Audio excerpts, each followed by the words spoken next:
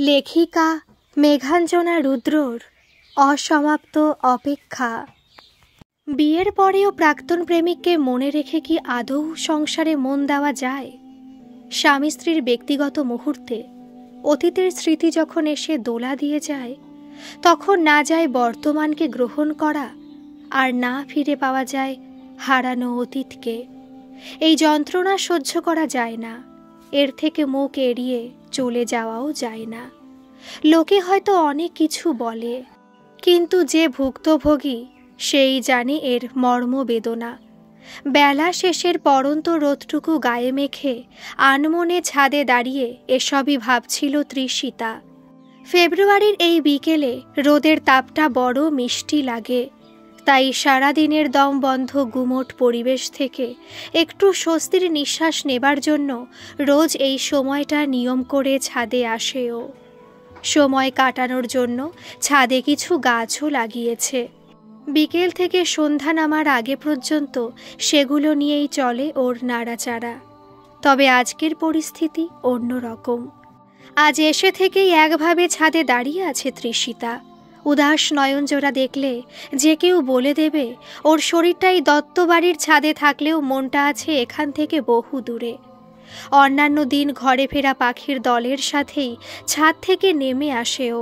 তবে আজ পাখির দল নিরাপদ আশ্রয়ে পৌঁছে যাবার পর সন্ধ্যা দেবী যখন পৃথিবীতে তার রাজত্ব বিস্তার করে ফেলেছে, তখনও সেই একইভাবে সামনের ফাঁকা মাঠটার দিকে আনমনা হয়ে তাকিয়ে রইল সে।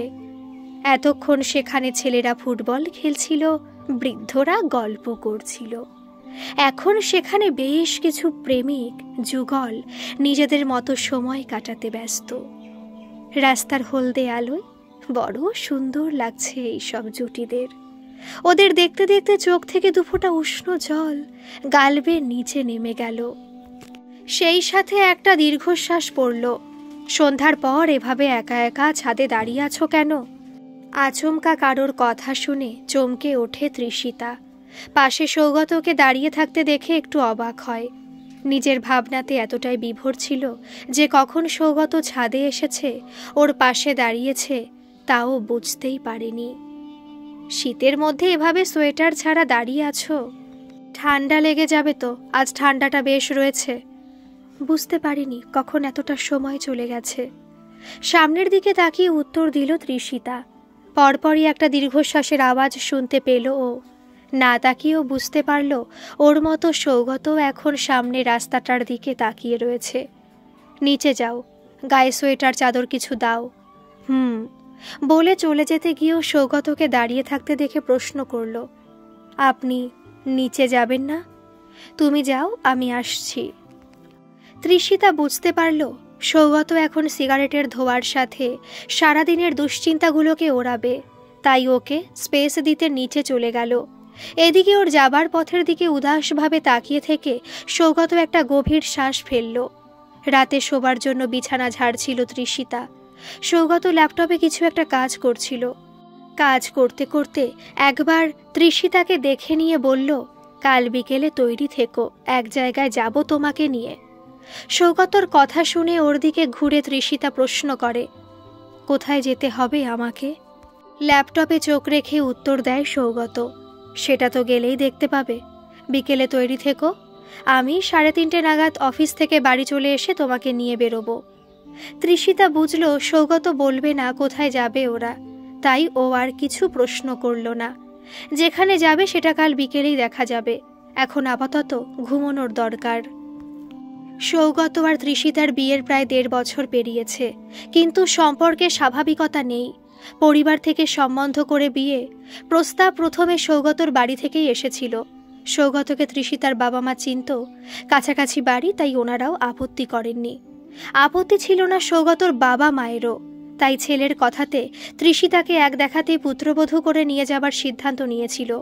তবে তৃষিতা ছিল এই বিয়েতে অনুভূতি শূন্য। আপত্তি সম্মতি কোনো কিছুই ছিল না। দীর্ঘদিনের প্রেমিকাকে হারানোর যন্ত্রণা, ভাঙা হৃদয় নিয়ে তখনও পুরোদস্তুর গুটিয়ে নিয়েছে নিজেকে। সেই অবস্থায় অন্য একজনকে বিয়ে করার মতো সিদ্ধান্ত নেবার সামর্থ্য ছিল না ওর। তবুও বাবা মায়ের কথাতেই বসেছিল বিয়ের পিঁড়িতে।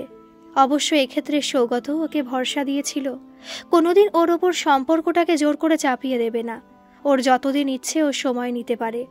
সৌগত বন্ধুর মতো ওর পাশে থেকে ওর ক্ষতটা সারিয়ে তুলতে সাহায্য করবে। সৌগত নিজের কথা রেখেছে, সম্পর্কটা স্বাভাবিক করতে ওর দিক থেকে কোনো কমতি নেই। স্বামী হিসেবে সব দায়িত্ব কর্তব্য নিখুঁতভাবে পালন করে। কিন্তু তৃষিতা কি নিজের কথা রাখতে পেরেছে? তৃষিতাও তো নিজের কাছে নিজে কথা দিয়েছিল, সৌগতর মতো করে না হলেও ও নিজের মতো করে সম্পর্কটা এগিয়ে নিয়ে যাবে। তার কতটা পেরেছে তৃষিতা? এখনও তো অবসর পেলেই অতীতের রঙিন দিনগুলোতে পৌঁছে যায় ও, যেখানে ছিল শুধু ও আর রূপম, আর ওদের দুজনের কাছে আসার অপেক্ষা। মাসতুতো দিদির বিয়েতে পরিচয় হয়েছিল রূপমের সাথে। জামাইবাবুর কোন এক সম্পর্কের ভাই ছিল রূপম। বরের জুতো চুরি দিয়ে শুরু হওয়া গল্প থেকে কখন কিভাবে যে ওরা একে অপরের মনের চোরাকুঠুরির খোঁজ রাখতে শুরু করলো তার হিসেব ওদের নিজেদেরও ছিল না। তৃষিতা তখন অনার্স দ্বিতীয় বর্ষে, আর রূপম ডিফেন্সে জয়েন করেছিল বছর 5 হবে। দূরত্বের কঠিন বাধা পেরিয়েও যে কিভাবে ওদের সম্পর্কটা হয়ে গেল তা মাঝে মধ্যে বিস্ময়কর লাগতো বই কি তৃষিতার কাছে। যতবার রূপমের কাছে এই কথা বলেছে, রূপম ইয়ার্কি মেরে বলতো, জোড়া ওপর থেকে তৈরি হয়ে আসে, দুজনের একজন মঙ্গল গ্রহে গেলেও প্রেমটা হয়েই যাবে।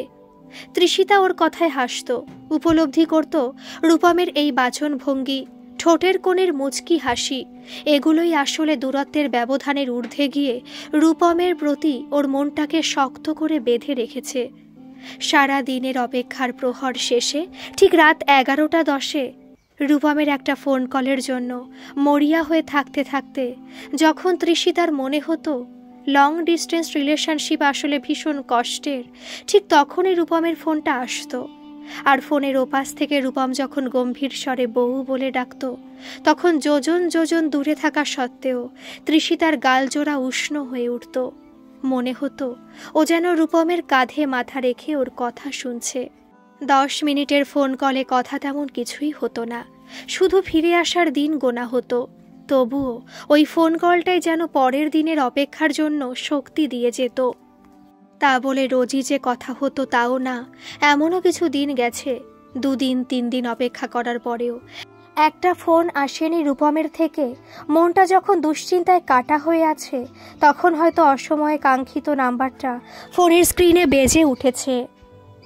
কতবার এমন হয়েছে ওই ফোনটা ধরতেও তৃষিতার হাত কেঁপেছে। কি খবর শুনতে হবে তার আশঙ্কায়। তারপর যখন ওপাশ থেকে চেনা আওয়াজ শুনতে পেয়েছে, তখন কেঁদে বুক ভাসিয়েছে। রূপম হাসত ওর কান্না শুনে, বলতো, সৈনিকের বউদের এত ভীতু হলে হয় নাকি? তৃষিতা উত্তর দিত, প্রেমিকারা ভীতুই হয়। অপেক্ষা, দুশ্চিন্তার ফোন কলে স্বল্প সময়ের জন্য মিষ্টি প্রেমালাপের মধ্যে দিয়েই ওদের সম্পর্কটা গভীর থেকে গভীরতর হচ্ছিল। রূপম নিজের পেশা এবং দেশের প্রতি যেমন দায়িত্ববান ছিল, তেমনই পরিবার আর তৃষিতার প্রতিও যত্নবান ছিল। দূরত্ব কখনই ওর ভালোবাসায় বাধা হতে পারেনি। ফোনের ওপাশ থেকে নিয়মিত বকে ঝোঁকে তৃষিতাকে পড়াশোনা এবং শরীর স্বাস্থ্যের ব্যাপারে সচেতন হতে বাধ্য করেছিল।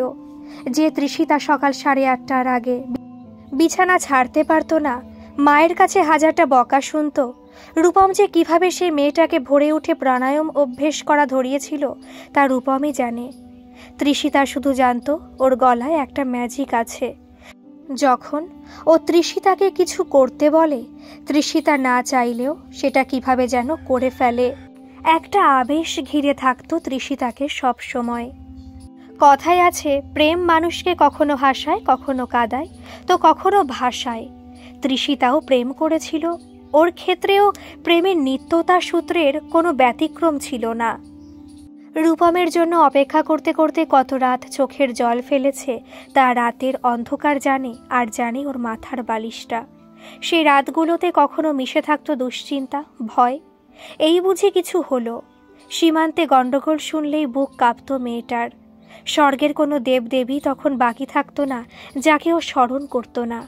পথে ঘাটে, বাড়িতে, মন্দিরে, ক্যালেন্ডারে, মোবাইলে যেখানে যে ঠাকুর দেখতে পেত, তখনই তাকে স্মরণ করে বলতো, রূপমকে ভালো রেখো। তবে সব সময় যে কাঁদতে হয়েছে তাও না, কোনো রাতে রূপমের সাথে 2 মিনিট বেশি কথা হলে ওর কাছে হোলির দিনের মতো আনন্দ লাগতো। আর যদি রূপম 2-1টা লজ্জাজনক কথা বলতো, তাহলে তো সেই রাতটা নিজের মনে কত কি কল্পনা করে লজ্জায় লাল নীল হতে হতেই কেটে যেত। প্রেমের জোয়ারে ভেসে বেড়ানোর কিছু মুহূর্ত ছিল বই কি। দীর্ঘদিনের অপেক্ষা শেষে যখন রূপম বাড়ি আসতো, সেই দিনগুলো তৃষিতার মনের ভিতর হাজার প্রজাপতি উড়ে বেড়াতো। এত সুখ সুখ লাগতো। রূপম হেসে বলতো, তাও তো আছো তোমার বাড়িতে, তাতেই এই। না জানি আমাদের বাড়িতে থাকলে কি করতে। কি করতো তাকে ছাই তৃষিতাই জানে। ও তো শুধু জানতো এই কদিন রূপমকে যখন ইচ্ছে ফোন করা যাবে, যতক্ষণ খুশি কথা বলা যাবে, আর 2-1 দিন দেখা করাও যাবে।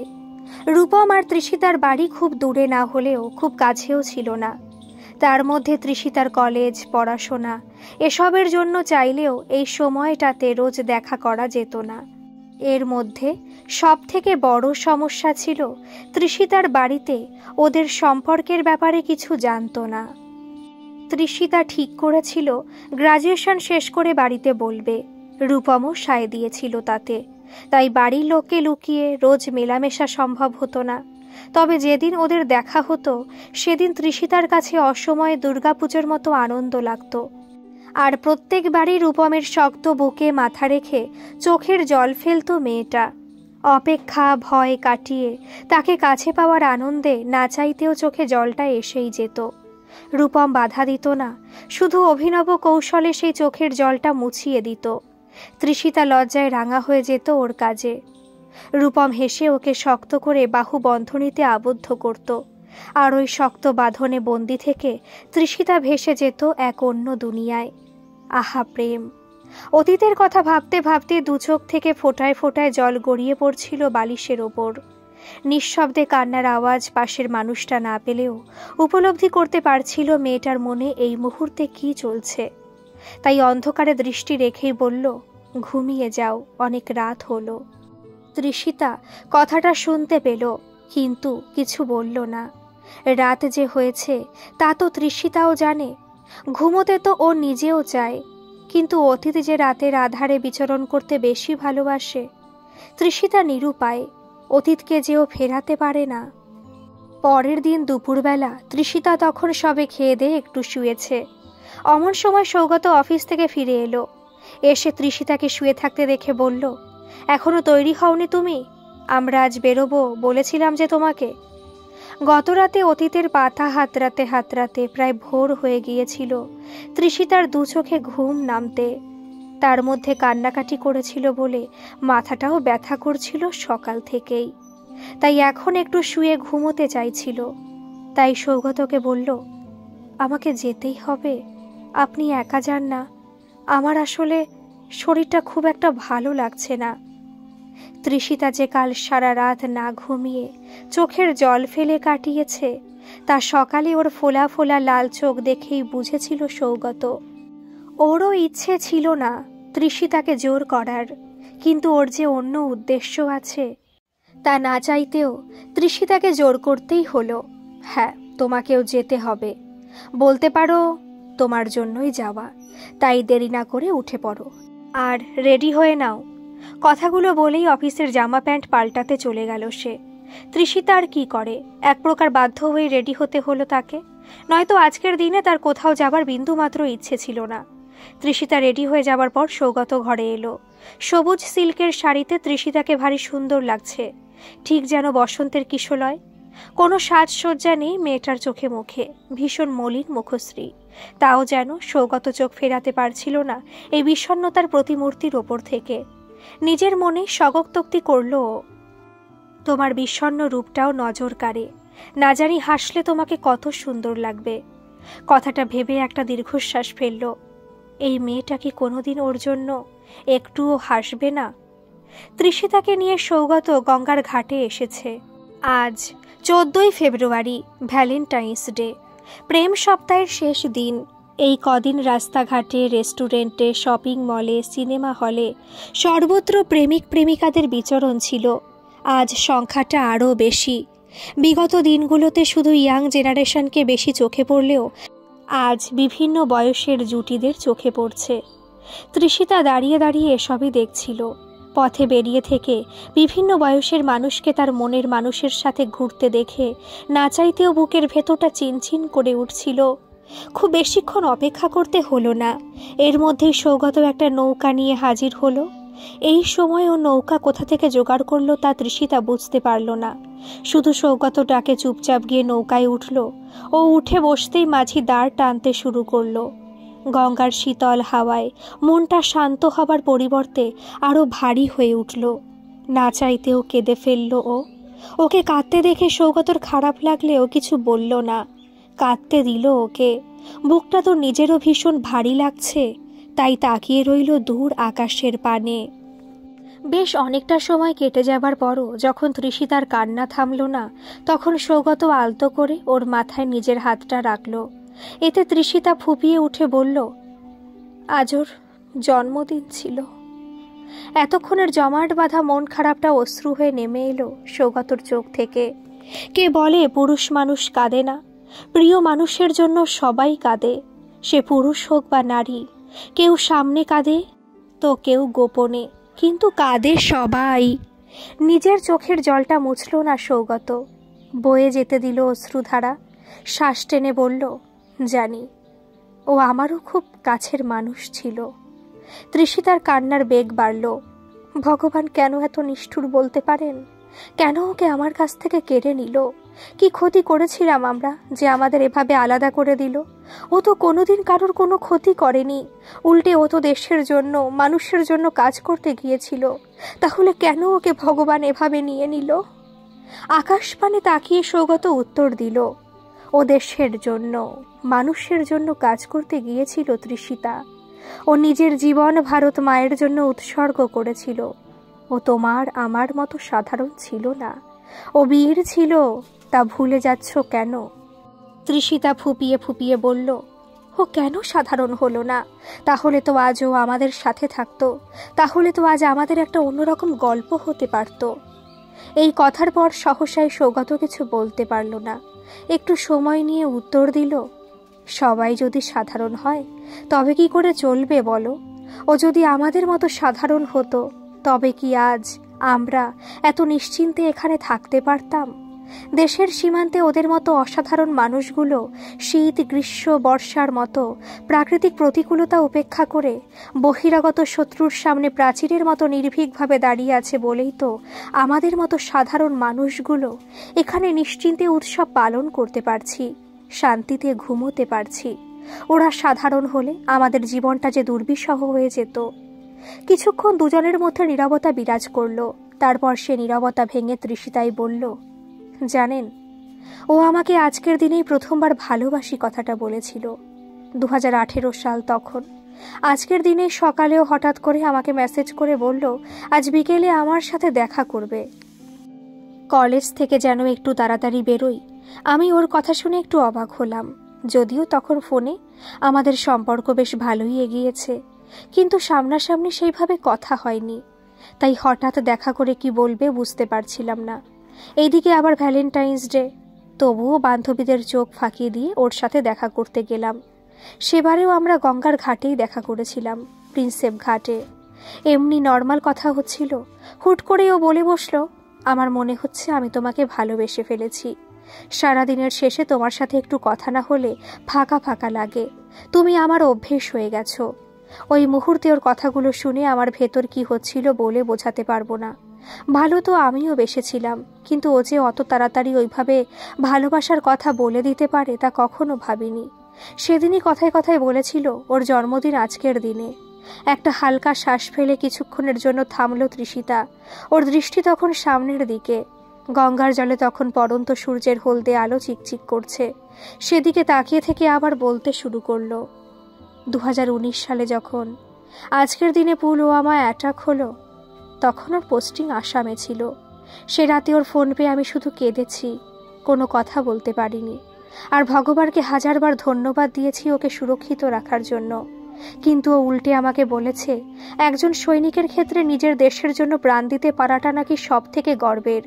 সেই সাথে পুলওয়ামা অ্যাটাকে ওর 3 জন বন্ধু মারা গিয়েছিল বলে ওর মধ্যে যেমন কষ্ট ছিল, ঠিক ততটাই রাগও ছিল সেদিন। ও সেদিন আমার কান্না থামানোর বদলে বলেছিল যদি সুযোগ পায় তবে ওর বন্ধুদের মৃত্যুর বদলা অবশ্যই নেবে, দেশের শত্রুদের ছাড়বে না ওরা। ওর কথা শুনে সেদিন আমার মনের মধ্যেও সাহসটা জেগে ওঠে। সেই সাথে ওর মতো সব সৈনিকদের জন্য সম্মানে, শ্রদ্ধায়, গর্বে বুকটা ভরে ওঠে। প্রতিনিয়ত ভগবানের কাছে ওর সুরক্ষা প্রার্থনা করতাম। করোনার সময় যখন আমরা গৃহবন্দী, তখন ওরা মহামারীকে বুড়ো আঙুল দেখিয়ে যেভাবে সীমান্তে মাটি কামড়ে পড়েছিল তা ভাবলেই আমার অবাক লাগতো। ও হাসতো আমার ভয় দেখে। ও তো চিরকালই অমন নির্ভীক, হাসি খুশি ছিল। মজা করে বলতো ভীতু মেয়েটাকে আমার প্রেমে ফেলাটা উচিত হয়নি। শেষ কথাটা বলে আলতো হাসলো তৃষিতা, মৃদু হাসলো সৌগত। পশ্চিম আকাশে তখন লালচে সূর্যটা স্তিমিতভাবে বিরাজ করছে, তার আভা গঙ্গার জলে পড়ে অপরূপ সৌন্দর্য প্রকাশ পাচ্ছে। তৃষিতা আবার বলা শুরু করলো, আমার বাড়িতে মা জেনে গিয়েছিল আমাদের সম্পর্কের ব্যাপারে, আর বাবাকেও নিজে জানিয়েছিল। বাবা যখন ওর কথা আমাকে জিজ্ঞেস করছিল, আমি তো ভয়ে কিছু বলতেই পারিনি। তারপর বাবা মা সব মেনে নিয়েছিল। ওর ইচ্ছেতেই আমি মাস্টার্সে ভর্তি হই। ঠিক করেছিলাম 21 সালে বিয়ে করব দুজনে। ততদিনে আমার মাস্টার্সও শেষ হয়ে যাবে। যদিও দুজনের কারোর বাড়ি থেকে বিয়ের চাপ ছিল না, কিন্তু ততদিনে ওর বিয়ের জন্য ধৈর্যের বাঁধ ভেঙে গেছে। ফোন করলেই কথা ছিল, বয়স হয়ে যাচ্ছে বুঝলে, এবার বিয়েটা করতেই হবে, নয়তো বাকি সব কাজে দেরি হয়ে যাবে। আমি লজ্জা পেয়ে হাসতাম।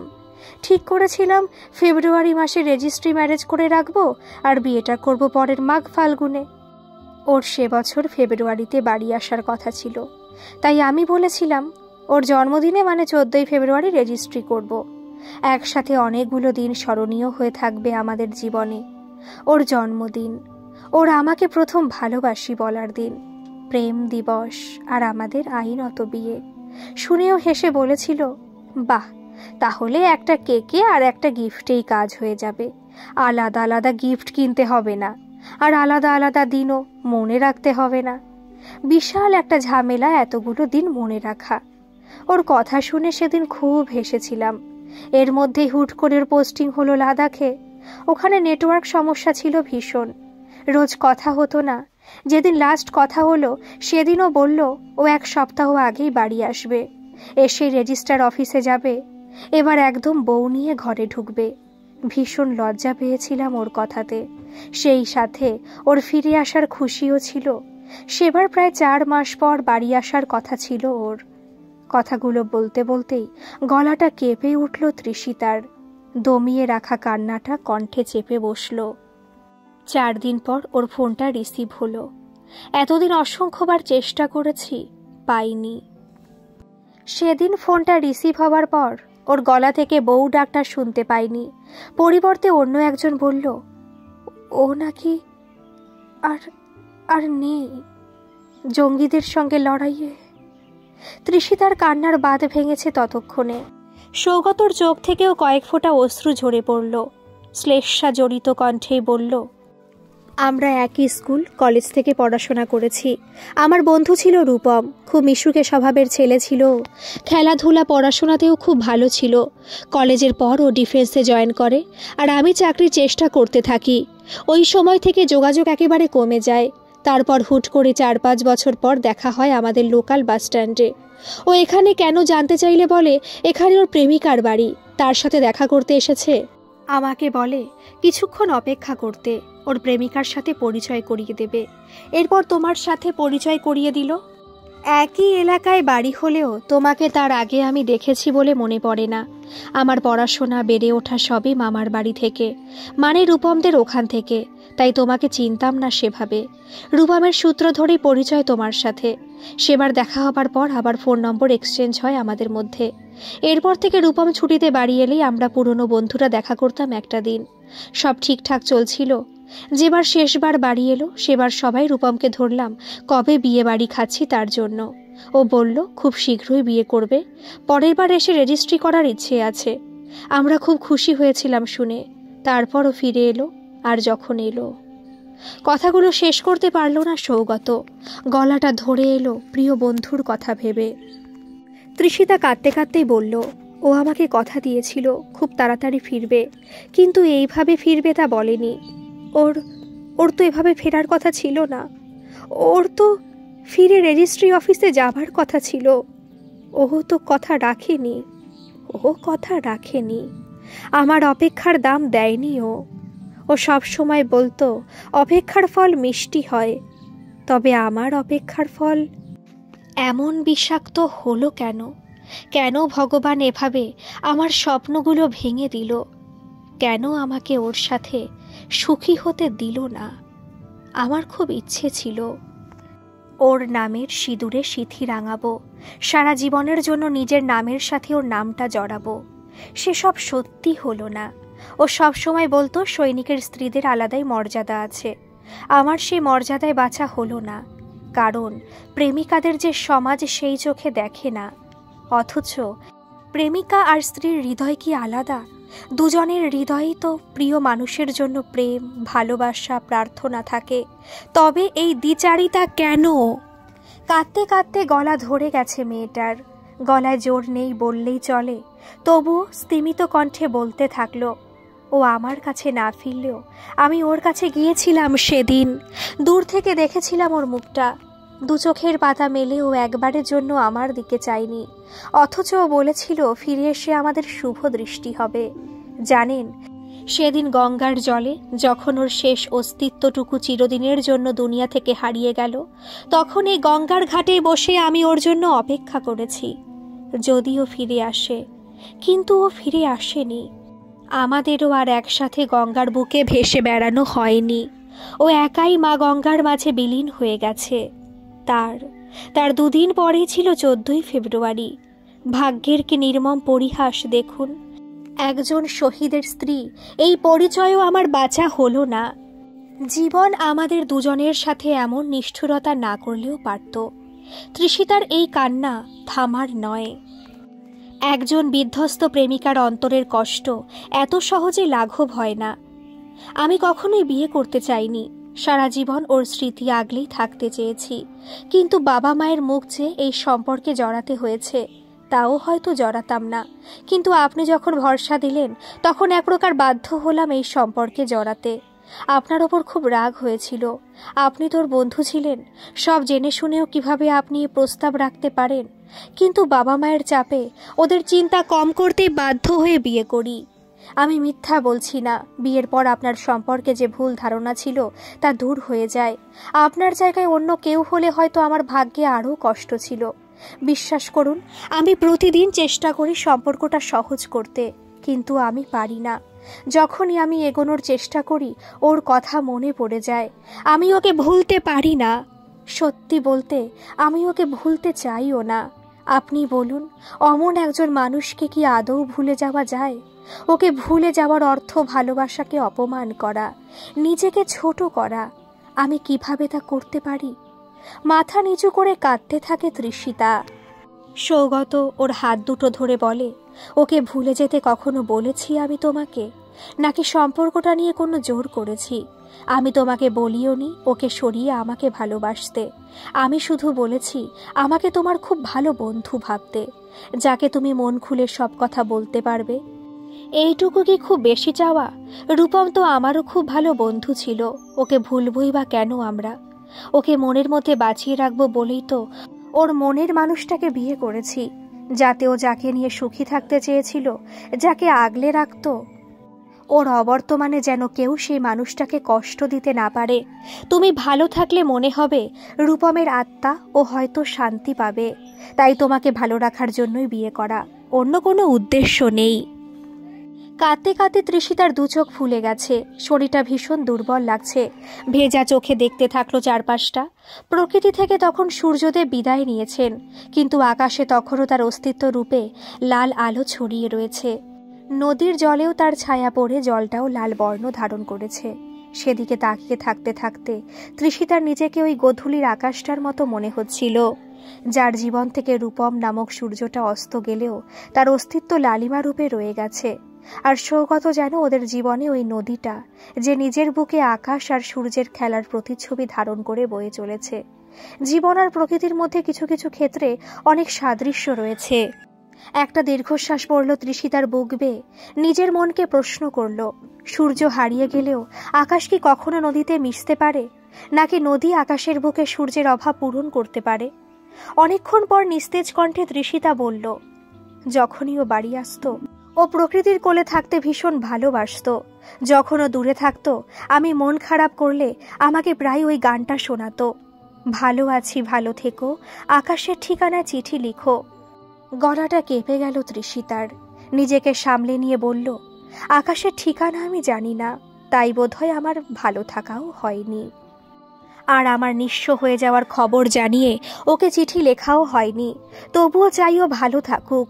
রোজ আকাশের দিকে তাকিয়ে ওর খবর জানতে চাই। এই চাঁদ, সূর্য, মেঘ, তারা, ঘরে ফেরা পাখির দল, সবাইকে প্রশ্ন করি, কেউ ওর খবর জানে কিনা। কেউ উত্তর দেয় না, সবাই নিশ্চুপ থাকে, যেন বলতে চায় পৃথিবী থেকে যার অস্তিত্ব মুছে গেছে, ব্রহ্মাণ্ডের কোথাও তার কোনো অস্তিত্ব নেই।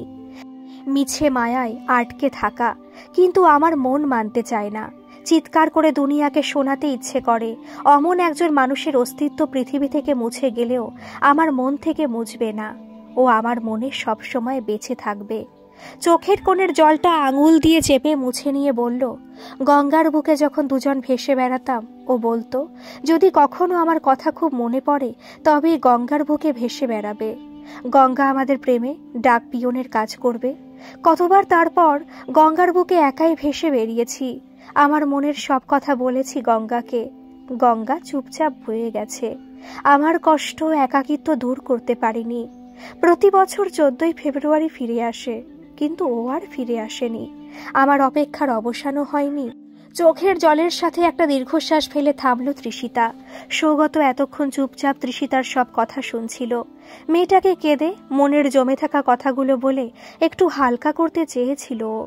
এখন তৃষিতা থামলে একটা ভারী নিঃশ্বাস পড়ল সৌগতর বুক থেকে। এরপর পকেট থেকে দুটো টকটকে লাল গোলাপ বের করে তৃষিতার হাতে দিল। তৃষিতা তা দেখে অবাক হয়ে তাকালো সৌগতর দিকে। সৌগতর চোখে চোখ রেখে বলল, একটা তোমার জন্য, আর একটা তোমার মনের মানুষটার জন্য। তার ভালো থাকা প্রার্থনা করে এটা গঙ্গার বুকে ভাসিয়ে দাও, আর নিজের ভালো থাকার প্রার্থনা করে এটা নিজের কাছে রেখে দাও। তাকে ভুলে যেতে হবে না, মনের সব থেকে সুন্দর পবিত্রতম স্থানে তাকে বসিয়ে রেখো, কিন্তু নিজেও পিছনে পড়ে থেকো না। ও তো সবসময় এগিয়ে যাওয়ার কথা বলতো, ওকে মনে রেখে এগিয়ে চলো।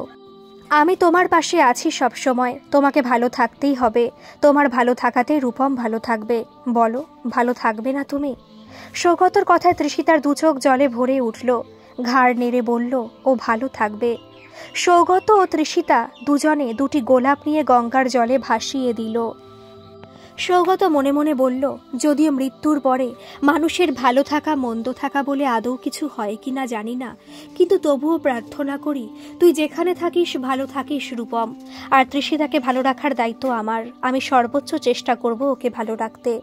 তৃষিতা গঙ্গার জলে গোলাপটা ভাসানোর সময় দুফোঁটা চোখের জল মিশে গেল গঙ্গার স্রোতে। বিড়বিড় করে বলল, আমি ভালো থাকবো রূপম, তোমাকে মনে রেখে আমি ভালো থাকবো। তবে সৌগতকেও আমি বঞ্চিত করতে চাই না। আমাকে নিজের দায়িত্বগুলো পালন করতে হবে। তুমি আমার দুর্বলতা না, আমার শক্তি হও রূপম। এই জন্মে হয়নি তো কি হয়েছে, যদি পরজন্ম বলে কিছু থেকে থাকে তবে সেই জন্মে আমরা একসাথে বাঁচব। এই জীবনে মা গঙ্গা সাক্ষী থেকেছে আমাদের অসমাপ্ত গল্পটার। পরের জন্মে না হয় এই গঙ্গাকে সাক্ষী রেখেই আমরা আমাদের এই অসমাপ্ত গল্পটার সুন্দর ইতি টানব। তুমি ভালো থেকো প্রিয়তম। গঙ্গার বুকে দুটি গোলাপ ভেসে ভেসে চলে গেল দূরে, কোনো অজানা ঠিকানায়। বহন করে নিয়ে গেল ভালো থাকার, ভালো রাখার প্রতিশ্রুতি। সূর্যদেব তখন অস্ত গেছেন। পরের দিন সকালে আবার নবরূপে পৃথিবীতে আসবেন তিনি। আচ্ছা, মানুষের জীবনে কেন এমন হয় না যে মানুষ জীবন থেকে চলে যায় সে কেন পরে আর কখনো ফিরে আসে না, চলে যায় চিরদিনের জন্য প্রিয় মানুষের জীবনকে অন্ধকারে রেখে? গল্পটি কেমন লাগলো অবশ্যই কমেন্ট করে জানাবেন, আর ভালো লাগলে একটা সাবস্ক্রাইব করে আমার এই ছোট্ট পরিবারের পাশে থাকবেন। ধন্যবাদ।